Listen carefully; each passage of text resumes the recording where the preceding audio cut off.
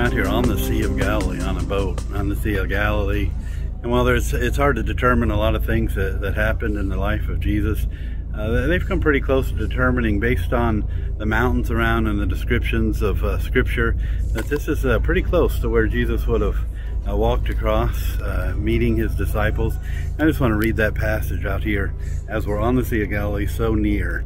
In Matthew chapter 14, beginning with verse 22, it says, "And straightway Jesus constrained his disciples to get into a ship and to go before him unto the other side, while he sent the multitudes away. And when he had sent the multitudes away, he went up into a mountain apart to pray.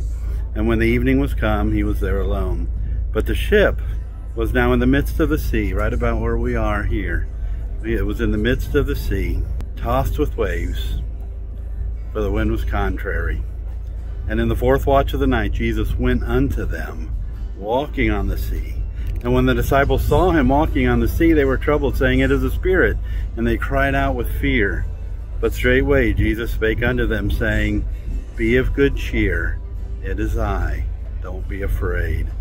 And Peter answered him and said, "Lord, if it be thou, bid me come unto thee on the water." And he said, "Come."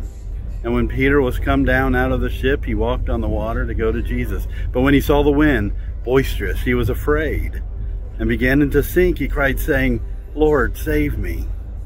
And immediately Jesus stretched forth his hand, and caught him, and said unto him, "O thou of little faith, wherefore didst thou doubt?" And when they were come into the ship, the wind ceased. Then they that were in the ship came and worshipped him, saying, "Of a truth, thou art the Son of God." And then they went on from there. Something I want to point out here. Number one, Jesus was with them when they needed him. They were traveling across the sea, and it was getting choppy. They were having a hard time, and there was Jesus. But notice too, he told them not to be afraid. It's verse 27. He said, "Be of good cheer, it is I, be not afraid." So that's 27. And then it was after Peter went out, and then they came back in. When they got back in the ship, in verse 32, and when they were come back into the ship, the wind ceased.